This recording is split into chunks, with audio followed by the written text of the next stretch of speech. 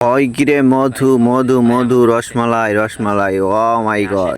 Hello দর্শক, এই মুহূর্তে অপেক্ষা করতে করতে মৌয়াল আলামিন ভাই কিন্তু চলে এসেছে অলরেডি। খেজুর পাতা এবং কুটা দিয়া সে কিন্তু মধু তাড়ানোর যে লুফা, সে বানানোর প্রসেস চলতেছে। অলরেডি লুফা বানানো শেষ।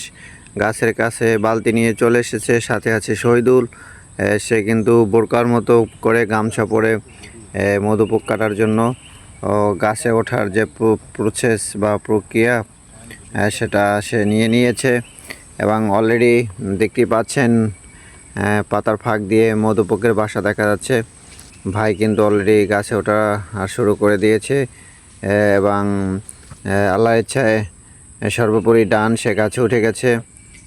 শহীদুল কিন্তু লুফাটা হাতে দিয়েছেন মৌয়াল আলামিন ভাইয়ের, এবং সে অলরেডি লোফায় আগুন ধরিয়ে দিয়েছে এবং সেই আগুনের যে ধোঁয়া, সেই ধোঁয়া দিয়ে সে মধুপোক সরিয়ে তারপরে মধু কাটে নিয়ে আসবে আল্লাহর ইচ্ছায়। তো দেখতেই পাচ্ছেন অলরেডি ধোঁয়ায় আলোকিত হয়ে গেছে চারপাশ, এবং সে অলরেডি হচ্ছে মধুপোক সরিয়ে দিয়েছে এবং মধু কেটে ফেলেছে আলহামদুলিল্লাহ। এবং বালতি সে নিচে দিয়ে দিচ্ছে, আস্তে আস্তে করে নিচে দিচ্ছে মধুসহ যে বালতি, সে বালতি কিন্তু অলরেডি নিচে পাঠিয়ে দিয়েছেন।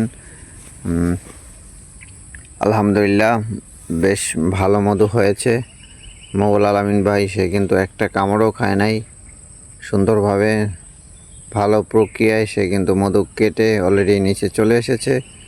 এবং সে কিন্তু যথেষ্ট একদম অভিজ্ঞতাশীল একজন মৌয়াল, এবং সে কিন্তু খুশি, অনেক মধু হয়েছে।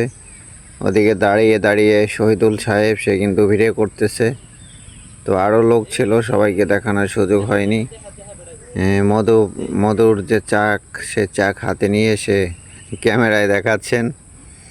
এই ছিল আসলে আজকের যে মধু কাটার দৃশ্য, সব মিলে কিন্তু অসাধারণ ছিল।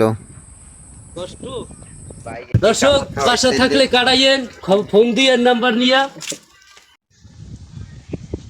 ওই কিরে মধু মধু মধু অরিজিনাল মধু। এই হচ্ছে সেই খাঁটি মধু, যে মধু ভেস্তের ভিতরে পাওয়া যাবে। আমার বড় ভাই আলামিন ভাই, ভেস্তি খাবারের অন্যতম একটি খাবার হচ্ছে মধু।